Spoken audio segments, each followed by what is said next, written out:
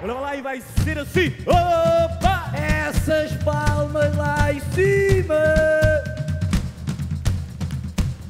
Vamos mandar a chuva embora.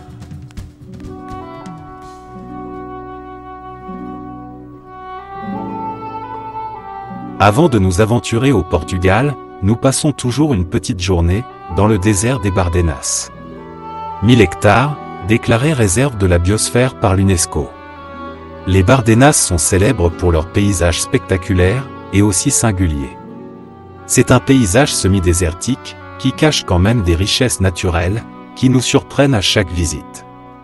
Les Bardenas Reales, c'est un paysage désertique, sculpté depuis des millénaires par l'eau et le vent.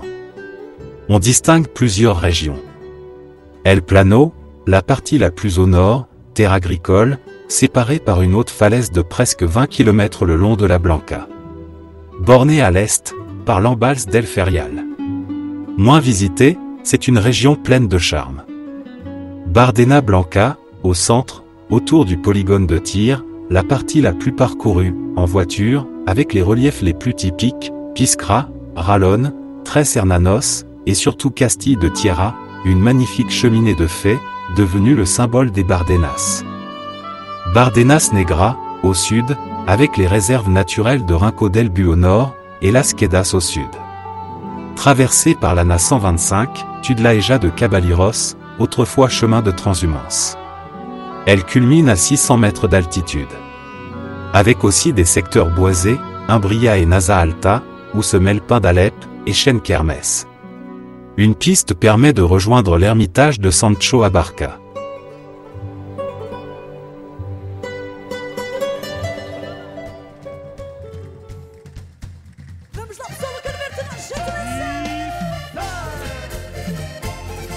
Le fleuve Douro mesure 765 km de long.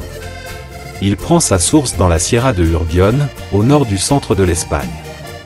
Il coule vers l'ouest à travers le nord de l'Espagne, puis vers le sud-ouest, pour former une partie de la frontière hispano-portugaise avant de couler vers l'océan.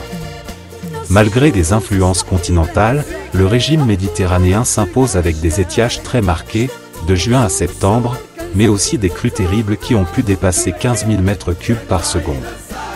Il coule vers l'ouest, à travers le nord du Portugal, jusqu'à l'océan Atlantique à Porto. Il devient complètement portugais sur les 213 derniers kilomètres de son cours, et devient navigable avant de se jeter dans l'océan Atlantique, entre les villes de Porto et de Vila Nova de Gaia, dans l'estuaire de Porto. La vallée du Douro est bordée de vignobles réputés. L'UNESCO a inscrit le 14 décembre 2001 le vignoble de la vallée du Haut-Douro. Les montagnes portugaises de la partie aval du fleuve, grâce à la proximité de l'Atlantique, sont plus arrosées en hiver. Ces caractéristiques expliquent la relative modestie du débit, estimé à 570 m3 par seconde à la frontière Espagne et Portugal, autour de 650 m3 à l'embouchure.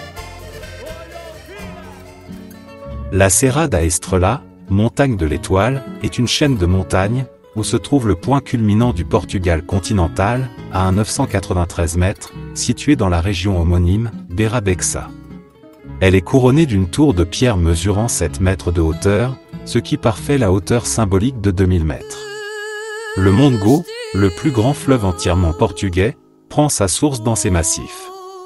Il traverse, chemin faisant, les villes de Coimbra et de Figueira da Foz, où se trouve son embouchure sur l'océan Atlantique. La Serra da Estrela est un bloc granitique qui prolonge, vers le sud-ouest, la cordillère centrale espagnole. Elle est limitée au nord et au sud par deux escarpements de failles, qui dominent de plusieurs centaines de mètres les vallées du Mondego et du Zézer. Vers l'ouest, elle se termine en abrupte au-dessus des croupes schisteuses de la Serra da Lusa. Si l'on accepte la profonde entaille de la haute vallée glaciaire du Zézer, le relief est assez uniforme, la plupart des sommets atteignant 1500 mètres. Durant l'été 2022, 24 000 hectares du parc sont ravagés par des flammes. Au sud de Castelo Branco, nous avons traversé le parc naturel de la Serra de San Mamed. Nous avons découvert de magnifiques endroits, montagneux, arborés et sauvages.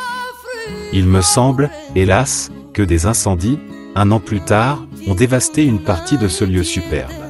Pour cette raison, en souvenir, voici quelques images de cet endroit.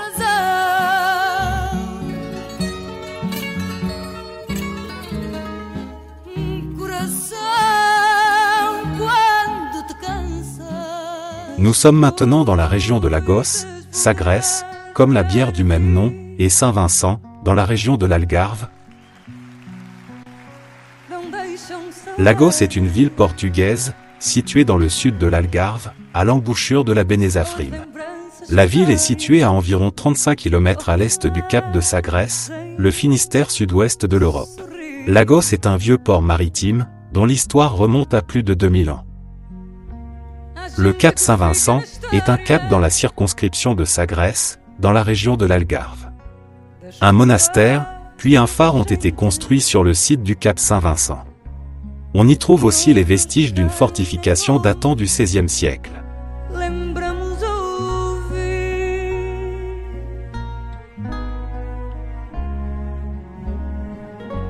Profitez donc de la côte ouest, sur l'océan, du Baixo Alentejo.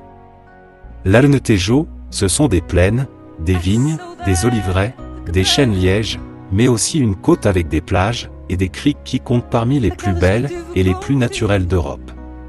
Ici, pas de grandes stations balnéaires, ou de zones happées par le tourisme de masse, mais plutôt des petits villages typiques, et des paysages authentiques et préservés. L'Alentejo, bordé par 170 km de littoral, est un territoire béni par le soleil, et l'océan, où certaines plages se distinguent par leur beauté, et leur tranquillité.